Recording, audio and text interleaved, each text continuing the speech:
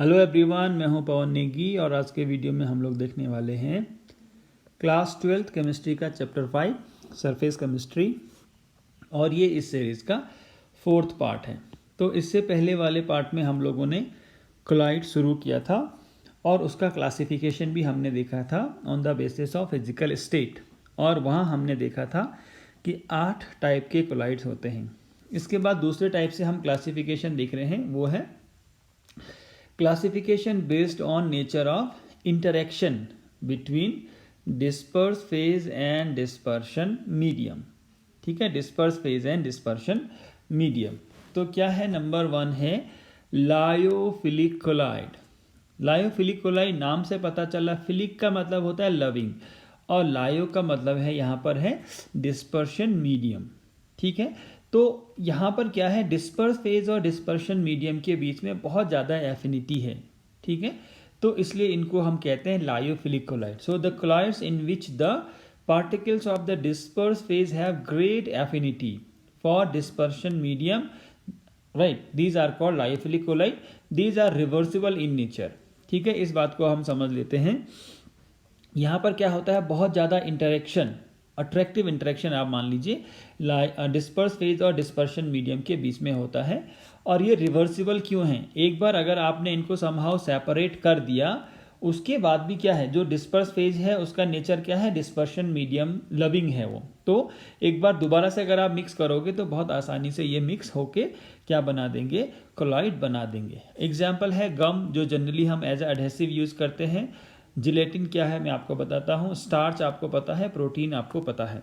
ठीक है, तो जिलेटिन क्या है, basically it is a yellowish odourless and nearly tasteless substance that is made by prolonged boiling of skin, cartilage and bones of animals. तो जो animals के skin, cartilage और बोन्स को काफ़ी समय तक, प्रोलॉन्ग्ड का मतलब बहुत लंबे टाइम तक उनको बॉयल करके बनाया जाता है जिलेटिन। ये भी एक क्या है, कोलाइड है और ये लायोफिलिक कोलाइड है। इसके बाद है लायोफोबिक। फोबिया से आपको पता है डर का मतलब है, तो यहाँ पर है लायोफोबिक। फोबिक से मतलब है कि जो डिस्पर्स फेज है उनमें डिस्पर्शन मीडियम के लिए कोई एफिनिटी नहीं होती है या बहुत कम एफिनिटी होती है। So the colloidal solution in which there is no affinity between particles of disperse phase and dispersion medium are called lyophobic colloid. बहुत कम या ना के बराबर एफिनिटी है, तो यहाँ पर जो कोलाइड बनाना बहुत मुश्किल हो जाएगा क्योंकि दोनों के बीच में एफिनिटी है ही नहीं। और एक बार अगर मुश्किल से कोलाइड बन गया और समहाउ आपने डिस्पर्स फेज और डिस्पर्शन मीडियम को सेपरेट कर दिया तो दोबारा इनको बनाना बहुत मुश्किल हो जाएगा। That's why these are irreversible in nature. कुछ एग्जाम्पल हैं colloidal solution of metal like silver, gold. ठीक है, सिल्वर और गोल्ड को भी हम किसी डिस्पर्शन मीडियम या वाटर में क्या कर सकते हैं, डिसॉल्व करके कोलाइड बना सकते हैं, बट ये बहुत अनस्टेबल कोलाइड होते हैं। ठीक है, ऐसे ही फेरिक हाइड्रोक्साइड का कोलाइड बन जाता है और मेटल सल्फाइड लाइक AS2S3 का कोलाइड बन जाता है। बट ये सारे के सारे क्या हैं, लायोफोबिक कोलाइड हैं। ये अगर आपने इनको एक बार सेपरेट कर दिया तो बहुत मुश्किल होती है इनको वापस बनाने में। That's why they are called irreversible nature. तो लायोफोबिक से हमने समझना है देयर इज नो और very less affinity between the particles of disperse phase and dispersion medium, और इसका ऑपोजिट किस में होता है, लायोफिलिक में। इसके बाद है classification based on the type of particles of the disperse phase. अब है कि कैसा पार्टिकल आपने डिस्पर्स फेज में लिया है उसका क्लासिफिकेशन करो, उसका क्लासिफिकेशन के बेसिस पे। जैसे multi molecular colloids. Number 1 multi molecular colloid, नाम से पता चला है मल्टी मॉलिक्यूलर मतलब बहुत सारे मॉलिक्यूल जुड़ के किस स्टेट में पहुंचते हैं, कोलाइड में। ठीक है, तो देखिए मल्टी मॉलिक्यूलर कोलाइड क्या है, when on dissolution atoms or smaller molecules of a substance having diameter less than 1 nanometer aggregate together to form particles of the colloidal dimension. The particles thus formed are called multi-molecular colloids। तो यहाँ पर क्या हो रहा है दोस्तों, multi molecular collide में कि जो एटम्स और मॉलिक्यूल हैं वो जुड़कर क्या बनाते हैं, कोलाइडल साइज के पार्टिकल बनाते हैं। एटम और मॉलिक्यूल का जो साइज है वो कोलॉइडल रेंज में नहीं होता है जनरली, वो 1 नैनोमीटर से कम है। तो कई सारे एटम या कई सारे मॉलिक्यूल आपस में जुड़कर क्या देते हैं, पार्टिकल देते हैं कोलॉइडल साइज के, राइट। तो उसको हम कहते हैं मल्टी मॉलिकुलर कोलॉइड, जैसे नाम से पता चल रहा है, राइट। एग्जाम्पल है sols of gold atoms and sulphur molecule. तो एक गोल्ड का एटम का साइज बहुत छोटा होगा, वो 1 to 1000 नैनोमीटर की रेंज में नहीं आएगा। तो बहुत सारे गोल्ड के एटम आपस में एग्रीगेट करके उनका साइज किस रेंज में ले आते हैं, 1 to 1000 नैनोमीटर की रेंज में ले आते हैं। ऐसे ही सल्फर एसिड, ठीक है, कई सारे मॉलिक्यूल आपस में एग्रीगेट करके क्या करते हैं, मॉलिक्यूल बनाते हैं कोलॉइडल साइज का। अब यहाँ पर हमने कहा कई सारे गोल्ड के एटम या कई सारे सल्फर के मॉलिक्यूल आपस में जुड़े हैं, तो इनको जोड़ने के लिए रिस्पॉन्सिबल कौन है, weak van der Waals forces. इनके बारे में हम बहुत अच्छे से जानते हैं, राइट। तो ये हो गया मल्टी मॉलिकुलर कोलॉइड। नाम से पता चल रहा है मल्टी मॉलिकुलर मतलब बहुत सारे मॉलिक्यूल जुड़ गए, ठीक है। इसका ऑपोजिट होता है मैक्रो मॉलिकुलर कोलॉइड।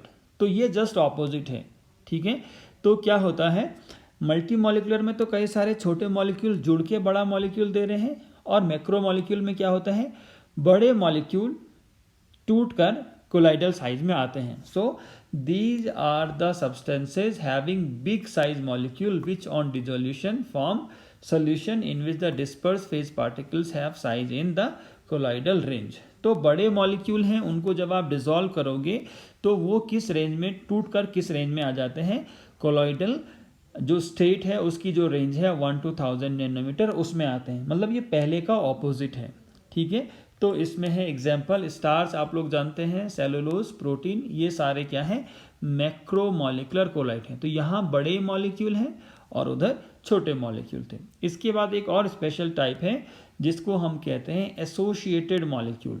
अब देखिए एसोसिएटेड मॉलिक्यूल क्या मतलब क्या है, These are the substances which when dissolved in a medium behave as a normal electrolyte at low concentration but behave as colloidal particles at higher concentration due to formation of aggregated particles जिनको हम कहते हैं micelles. Example है soap and detergent. तो इसका क्या मतलब है, मान लीजिए आपने सोप और डिटर्जेंट को क्या किया, या डिटर्जेंट को आपने बहुत कम अमाउंट में वाटर में डिसॉल्व किया। तो सोप का फॉर्मूला आपको पता है, क्लास 10 से हम तो पढ़ते आ रहे हैं, ये सॉल्ट है बेसिकली सोडियम या potassium salt of long chain fatty acid, ठीक है। तो ये सीधा सीधा क्या हो जाता है, मान लीजिए RCOONA है, ठीक है। R बहुत बड़ा नंबर हो सकता है कार्बन के टर्म में, तो नॉर्मल में ये क्या होगा, RCOO माइनस Na+, ऐसा टूट जाएगा जब आपने इसको लो कॉन्सेंट्रेशन में लिया है। बट जब आप इसकी कॉन्सेंट्रेशन बढ़ाते हो तो क्या होता है, कई सारे जो क्या है आपके RCOO माइनस, और यहाँ से आपके RCOO माइनस, RCOO माइनस, ऐसा लिख देता हूँ, RCOO माइनस। ये कई सारे जुड़ के क्या बनाते हैं, एक एग्रीगेटेड मॉलिक्यूल बनाते हैं जिसको हम कहते हैं मिसेल्स। तो ये कुछ खास कॉन्सेंट्रेशन के ऊपर ही होता है, तब ये किसकी तरह बिहेव करते हैं, कोलाइड की तरह बिहेव करते हैं। तो एसोसिएटेड कोलाइड या मॉलिक्यूल का मतलब है लो कॉन्सेंट्रेशन पे ये क्या नहीं कर रहे हैं, कोलाइड की तरह बिहेव नहीं कर रहे हैं। बट जैसे जैसे आप इनका कॉन्सेंट्रेशन बढ़ा रहे हो एक खास कॉन्सेंट्रेशन के ऊपर, इनके आपस में ही कई सारे मॉलिक्यूल जुड़ के एक बड़ा मॉलिक्यूल बना रहे हैं जिसका कि साइज 1 to 1000 नैनोमीटर में होता है। तो इस टाइप के जो कोलाइड हैं उनको हम कहते हैं एसोसिएटेड कोलाइड, ठीक है। So the formation of micelles takes place above a particular temperature called Kraft temperature and above a particular concentration called critical micellization concentration होगा ये, सॉरी, ठीक है। तो हमने क्या कहा, एक खास कॉन्सेंट्रेशन के ऊपर ही क्या होगा, मिसेल फॉर्मेशन होगा। मतलब नॉर्मल सोप या डिटर्जेंट के जो मॉलिक्यूल हैं वो एक खास कॉन्सेंट्रेशन के ऊपर ही कोलाइड बनाएंगे, ठीक है। इसीलिए उस खास कॉन्सेंट्रेशन को हम कहते हैं क्रिटिकल मिसलाइजेशन कॉन्सेंट्रेशन CMC, और ये एक ख़ास टेम्परेचर के ऊपर भी होता है। बहुत ठंडा अगर पानी है तब भी हो सकता है या होता है जो डिटर्जेंट है वो कोलाइड फॉर्म में ना चेंज हो। तो उस खास टेम्परेचर को जिसके ऊपर मिसलाइजेशन होता है उसको हम कहते हैं क्राफ्ट टेम्परेचर, उसको हम कहते हैं craft temperature. So the formation of micelles takes place above a particular temperature called Kraft temperature and above a particular concentration called critical mineralization concentration। Sorry, तो ये हो गया, ये दो खास टर्म्स आपने याद रखने हैं। तो हमने क्या किए, जो कोलॉइड का क्लासिफिकेशन हमने देखा फिजिकल स्टेट के बेसिस पे, और जो डिस्पर्स फेज और डिस्पर्शन मीडियम है उनकी एफिनिटी के बेसिस पे, और type of particle of the disperse phase के में। तो 3 तरीके से हमने क्या किया, कोलॉइड का क्लासिफिकेशन किया। अब देखिए हम क्या करेंगे, कुछ मेथड देखेंगे जिनमें हम कोलॉइड्स को बनाएंगे, राइट। सो आपको पता है लायोफिलिक कोलॉइड में क्या होता है, डिस्पर्स फेज और डिस्पर्शन मीडियम के बीच में बहुत ज़्यादा एफिनिटी होती है, तो वो बहुत आसानी से बनते हैं। आपने बस उनको क्या करना है, मिक्स करना है डिस्पर्स फेज और डिस्पर्शन मीडियम को। तो उनको बनाने के लिए कोई खास टेक्निक की ज़रूरत है नहीं, आपने केवल डिस्पर्स फेज और डिस्पर्शन मीडियम को मिक्स कर देना है, बहुत आसानी से क्या हो जाएंगे, कोलाइड बन जाएंगे। तो हमें किस बात को समझना है या किस बात को स्टडी करना है, लायोफिलिक कोलाइड कैसे बनेंगे, क्योंकि यहाँ पर क्या है, डिस्पर्स फेज और डिस्पर्शन मीडियम के बीच में एफिनिटी नहीं है, तो फिर भी उनको कैसे बनाया जाए। तो उसमें कुछ मेथड है। नंबर 1 है कंडेंसेशन मेथड। सो इसमें क्या होता है, in this method smaller particles of the disperse phase are condense suitably to be of colloidal size, मतलब छोटे छोटे पार्टिकल को एग्रीगेट करवा के किस रेंज में लाया जाता है, कोलाइडल रेंज में लाया जाता है। तो इसको हम कहते हैं कंडेंसेशन। तो नाम से भी पता चला कंडेंसेशन का मतलब बहुत सारी चीज़ें जुड़ रही हैं, बहुत सारे पार्टिकल जुड़ रहे हैं। तो ये कंडेंसेशन हम कैसे कर सकते हैं, केमिकल रिएक्शन से कर सकते हैं। तो देखिए केमिकल रिएक्शन में ऑक्सीडेशन से हम कर सकते हैं, H2S प्लस Br2 देगा 2HBr और साथ में बन जाएगा S। तो यहाँ सल्फर के कई सारे एटम मिल रहे हैं, बन रहे हैं, तो ये एटम आपस में जुड़ के क्या बनाएंगे, सल्फर का सोल बनाएंगे। ये ऑक्सीडेशन रिएक्शन क्यों है, क्योंकि देखिए H2S से अगर S में चेंज हो रहा है तो ऑक्सीडेशन हो रहा होगा। सल्फर का यहाँ ऑक्सीडेशन स्टेट -2, यहाँ 0, तो ये ऑक्सीडेशन है। इन द सेम वे आप देखिए H2S प्लस SO2 देता है आपको 2H2O प्लस 3S। तो ये सल्फर के एटम आपस में जुड़ के क्या बनाएंगे, सोल ऑफ सल्फर। ऐसे ही रिडक्शन में आप देखिए AuCl3 प्लस SnCl2, तो ऑरिक्लोराइड गोल्ड का एक सॉल्ट है प्लस SnCl2। तो SnCl2 क्या है, एक रिड्यूसिंग एजेंट है। तो ये AuCl3 का रिडक्शन करके इसको किस में चेंज कर देता है, Au में। तो यहाँ गोल्ड के एटम आपको मिलेंगे जो आपस में जुड़कर क्या बनाएंगे, gold sol. In the same way PtCl4 आपस में जुड़ के रिएक्शन करके SnCl2 के साथ ये क्या बनाएंगे, प्लेटिनम। रिडक्शन हो गया, PtCl4 से चेंज हो रहा है Pt में, तो SnCl2 as a reducing agent हो रहा है, तो ये बन गया रिडक्शन। ऐसे ही हाइड्रोलिसिस मतलब रिएक्शन विद वाटर। तो अगर आप FeCl3 और वाटर की रिएक्शन कराएंगे तो बनता है FeOH whole thrice ferric hydroxide का सोल। तो ये कुछ मेथड थे कंडेंसेशन, राइट। तो आप फेरिक हाइड्रोक्साइड के कई सारे जो मॉलिक्यूल हैं वो जुड़ के क्या बनाएंगे, फेरिक हाइड्रोक्साइड का सोल बनाएंगे। तो ये हमने कंडेंसेशन मेथड देखा। डिस्पर्सन मेथड इसका ऑपोजिट है। कंडेंसेशन मेथड में तो क्या है, छोटे मॉलिक्यूल जुड़ के क्या बनाएंगे, छोटे एटम जुड़ के क्या बनाएंगे, बड़ा एटम बनाएंगे। छोटे एटम जुड़ के क्या बनाएंगे, बड़ा एटम बनाएंगे। छोटे एटम जुड़ के बड़ा एटम कोलाइड रेंज में बनाएंगे, ठीक है। वो है क्या आपका कंडेंसेशन मेथड। डिस्पर्शन मेथड में क्या होगा, इसको ऑपोजिट होगा। इसमें क्या होगा, larger particle of a substance are broken into smaller particles. Larger particle of a substance are broken into smaller particles. उसका उल्टा है। तो ये कैसे हम करते हैं, इसमें से नंबर 1 है मैकेनिकल डिस्पर्शन, नाम से पता चला मैकेनिकली हम क्या करेंगे, बड़े पार्टिकल को छोटे पार्टिकल में तोड़ेंगे, right. So the substance is first grinded to coarse particle, जिस भी सब्सटेंस का आपने कोलाइड बनाना है उसको क्या करना है, छोटे पार्टिकल में तोड़ना है, ठीक है। इसके बाद इसको मिक्स करना है डिस्पर्शन मीडियम में ताकि ये सस्पेंशन बन जाए। तो सस्पेंशन में भी आपको पता है 1000 नैनोमीटर से बड़ा साइज होता है, उसको भी छोटा करना है, ठीक है। So the suspension is then grinded in a colloidal mill to get the colloidal. Colloidal mill देखिए ये है आपका, तो इसमें क्या है, यहाँ से आपने सस्पेंशन पोर किया और ये दो डिस्क ऑपोजिट डायरेक्शन में घूम रही हैं, राइट। ये ड्राइविंग बेल्ट जो इन डिस्क को घुमा रहा है, तो इनके बीच में क्या होगा, जो सस्पेंशन है वो जाएगा और क्या होगा, जो साइज है पार्टिकल का वो रिड्यूस होके किस रेंज में आ जाएगा, कोलाइडल रेंज में आ जाएगा। तो ये है मैकेनिकल डिस्पर्शन। इसके बाद है इलेक्ट्रिकल डिस्पर्शन, या इसको हम कहते हैं ब्रैडिक्स आर्क मेथड, ठीक होगा। तो इसमें हम क्या करते हैं, it is use to prepare sols of metal such as platinum, silver, copper और गोल्ड। तो मेटल के सोल बनाने में ये यूज होता है। अब देखिए इसमें हमने क्या करना है, जिस भी मेटल का हमने क्या करना है, कोलाइड बनाना है, उसका हमने बना दिया इलेक्ट्रोड। मान लीजिए आपको गोल्ड का सोल बनाना है तो गोल्ड का इलेक्ट्रोड बना दिया, ठीक है। फिर इसको हमने क्या करना है, हाई वोल्टेज अप्लाई इसमें करना है, बहुत ज़्यादा हाई वोल्टेज इसमें अप्लाई करना है।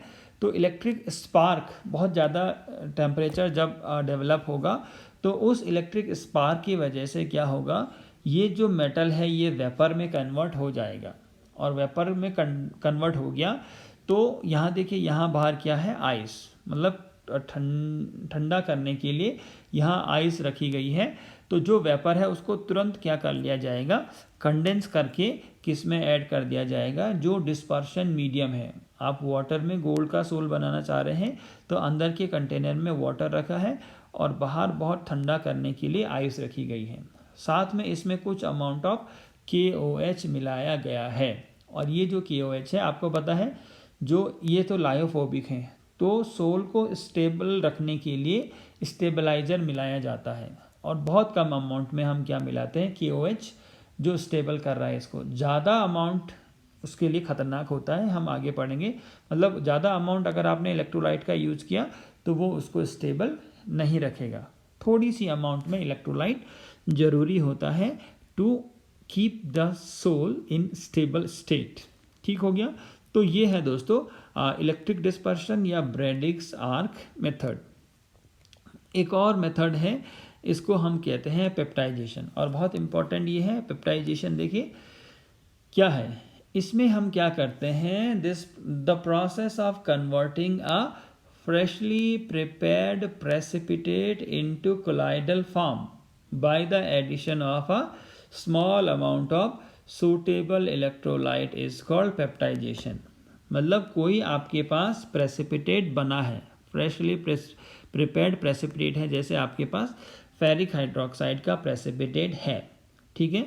इसमें क्या करना है, बहुत थोड़ी सी अमाउंट में हमने क्या करना है, इलेक्ट्रोलाइट ऐड करना है। तो इलेक्ट्रोलाइट मान लीजिए हमने FeCl3 ऐड किया, तो ये जो प्रेसिपिटेट हुआ है ये क्या करेगा, जो कॉमन आयन है, यहाँ Fe दिख रहा है और फेरिक क्लोराइड से क्या मिला, Fe3 पॉजिटिव, तो इन फेरिक आयन को अपनी सरफेस पर एड्जॉर्ब कर देगा, और एड्जॉर्ब करने की वजह से ये किस फॉर्म में आ जाएगा, कोलाइडल फॉर्म में आ जाएगा। बेसिकली होता क्या है कि जो ये कोलाइड के पार्टिकल है मान लीजिए, तो इनमें चार्ज की वजह से, इनमें जो चार्ज होगा इसकी वजह से पार्टिकल आपस में जुड़ नहीं पाते हैं, और जुड़ नहीं पाते हैं तो ये ही इनको स्टेबल रखता है। अगर इनमें चार्ज नहीं हो, ये न्यूट्रल हो, तो ये आपस में जुड़ के क्या हो जाएंगे, हेवी हो जाएंगे, और हेवी होके ये सेटल हो जाएंगे, भारी हो जाएंगे, सस्पेंशन बना देंगे।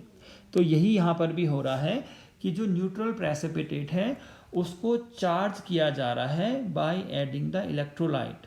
तो वो क्या कर रहा है, सूटेबल आयंस को एब्जॉर्ब कर रहा है अपने सरफेस पर, और चार्ज फॉर्म में कन्वर्ट हो जा रहा है, राइट। तो इस तरीके से ये बन गया colloidal sol. In the same way आप देखिए AgCl में हमने AgNO3 ऐड किया तो इसने Ag को एड्जॉर्ब किया और ये किस में चेंज हो गया, कोलाइडल सॉल्यूशन में या कोलाइडल सोल में कन्वर्ट हो गया।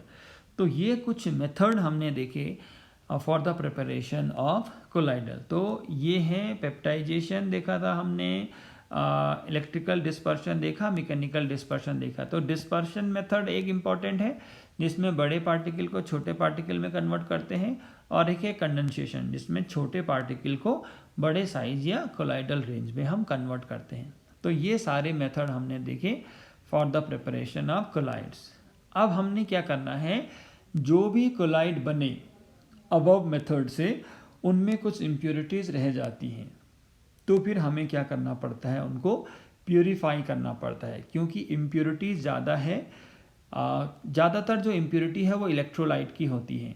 और एक बात मैं आपको पहले भी बता चुका हूँ कि थोड़ा बहुत अमाउंट इलेक्ट्रोलाइट का ज़रूरी है for the stability of the colloid, but एक सर्टेन अमाउंट से अगर वो ज़्यादा हो गया तो क्या होगा, वो स्टेबल नहीं रहेगा। So purification of colloidal solution तो कैसे होगा, देखिए, the colloidal solution prepared by the above method usually contain impurities, for example electrolytes which can destabilize the sol. तो इसलिए हमें क्या करना पड़ता है, ये जो इम्प्योरिटी है, एक्सेस जो इम्प्योरिटी है, एक्सेस अमाउंट ऑफ इलेक्ट्रोलाइट है, उसको एलिमिनेट करना पड़ता है। तो कुछ मेथड हम इसमें यूज़ करेंगे। सबसे पहला है डायलिसिस। आपने डायलिसिस का नाम भी सुना होगा। जिन पेशेंट की किडनी में प्रॉब्लम होती है उनको डायलिसिस दिया जाता है। तो यही टेक्निक ये है, इसको हम कोलाइड पॉइंट ऑफ व्यू से देखेंगे। तो डायलिसिस है क्या, the process of separating the particles of colloid from those of electrolytes by means of diffusion through a suitable membrane is called dialysis. तो डायलिसिस बेसिकली अगर आप बहुत सिंपल वर्ड्स में समझोगे तो एक मेम्ब्रेन, आप मान लो फिल्टर पेपर है, मान लीजिए फिल्टर पेपर, समझने के लिए मैं आपको बता रहा हूँ, इसमें से हमने क्या करना है, कोलाइडल सॉल्यूशन को पास करना है, ठीक है। तो जो इम्प्योरिटी है, इलेक्ट्रोलाइट है, आपको पता है वो उसका साइज छोटा होगा, तो वो इस मेम्ब्रेन में से पास हो जाएगा, ठीक है, इस मेम्ब्रेन में से पास हो जाएगा। जबकि कोलाइडल पार्टिकल का साइज बड़ा होता है, वो इस मेम्ब्रेन में से पास नहीं होता है। यही क्या है, आपका डायलिसिस है। ये बेसिक प्रिंसिपल है, भले टेक्निक में बहुत ज़्यादा और भी यूजेस होंगे, बट मैं समझाने के लिए आपको बता रहा हूँ। So the process of separating the particles of colloid from those of electrolyte by means of diffusion through a suitable membrane is called dialysis, right. And its principle is based on the fact that colloidal particles are bigger in size, जो मैंने आपको बताया, and can not pass through the membrane, while those of electrolyte which are very small in size can pass very easily. तो यही तो मैं आपको बता रहा हूँ, राइट। तो छोटा साइज होने की वजह से इलेक्ट्रोलाइट तो पास हो जाते हैं, बट कोलाइडल पार्टिकल नहीं पास हो पाते हैं, ठीक है। तो करना क्या है हम लोगों ने, ये डायलिसिस के लिए हमने क्या किया है, जो मेम्ब्रेन है उससे हमने क्या बनाया है, एक डायलिसिस बैग बनाया है, राइट। डायलिसिस बैग इसमें बनाया, इस डायलिसिस बैग में हमने रखा कोलाइड, राइट। तो कोलाइड के साथ साथ मान लीजिए ये क्या है, कोलाइड है, जो बड़े पार्टिकल आपको दिख रहे हैं, साथ साथ इसमें क्या होंगे, आयंस भी होंगे जो इम्प्योरिटी है। इसके बाद हमने इसमें क्या चलाया, इस पूरे कंटेनर में वाटर चलाया। तो जब वाटर यहाँ तक भरेगा, राइट, फिर वाटर, क्योंकि पार्टिकल साइज छोटा है तो वाटर इसके अंदर एंटर करेगा, फिर पानी बढ़ता जाएगा तो वाटर ने बाहर भी आना है। वाटर जब बाहर आएगा तो अपने साथ साथ ये आयंस भी लेके आएगा। तो यहाँ देखिए, इस वाटर में जो यहाँ से बाहर आ रहा है, इसमें क्या होगा, वाटर आयन प्लस मॉलिक्यूल, जिनका साइज क्या है, मेम्ब्रेन साइज से, कोपोर साइज से छोटा है, और अंदर रह जाएंगे माइक्रो मॉलिक्यूल, मतलब कोलाइड के पार्टिकल जिनका साइज बड़ा है वो अंदर रह जाएंगे। तो ये सिंपल क्या है, डायलिसिस है, ठीक है। इलेक्ट्रोडायलिसिस में क्या है, क्योंकि इस डायलिसिस में बहुत ज़्यादा टाइम लगता है, और आगे चल के हम देखेंगे कि जो कोलाइड है वो चार्ज पार्टिकल होते हैं, मतलब सॉल्यूट और सॉल्वेंट के ऊपर चार्ज होता है। तो हम क्या करते हैं, ये जो प्रोसेस है ये बहुत धीमा प्रोसेस है, तो हम क्या करते हैं, यहाँ इलेक्ट्रिक फील्ड अप्लाई कर देते हैं, राइट। एक जगह पॉजिटिव टर्मिनल और एक जगह नेगेटिव टर्मिनल। तो इलेक्ट्रिक फील्ड अप्लाई करने से क्या होगा, मान लीजिए यहाँ पॉजिटिव टर्मिनल, यहाँ नेगेटिव टर्मिनल, तो अगर जो आयन है, इलेक्ट्रोलाइट के जो आयन है पॉजिटिव नेगेटिव होंगे, तो पॉजिटिव वाले इधर तेजी से अट्रैक्ट होंगे, नेगेटिव वाले पॉजिटिव की तरह तेजी से अट्रैक्ट होंगे। तो ये जो सेपरेशन प्रोसेस है ये थोड़ा जल्दी हो जाएगा, तो उसी को हम कहते हैं electrodialysis. So the ordinary process of dialysis is slow. To increase the process of purification, the dialysis is carried out by applying electric field and this process is called electrodialysis। तो डायलिसिस और electrodialysis में केवल इतना ही अंतर है कि electrodialysis में हमने क्या किया है, इलेक्ट्रिक फील्ड यूज़ किया है, राइट। पॉजिटिव और नेगेटिव जब हम इसमें देंगे, एक में पॉजिटिव चार्ज होगा एक में नेगेटिव चार्ज होगा, तो आयंस ऑफ ऑपोजिट चार्ज क्या करेंगे, इजिली मूव करेंगे ऑपोजिट टर्मिनल की तरफ।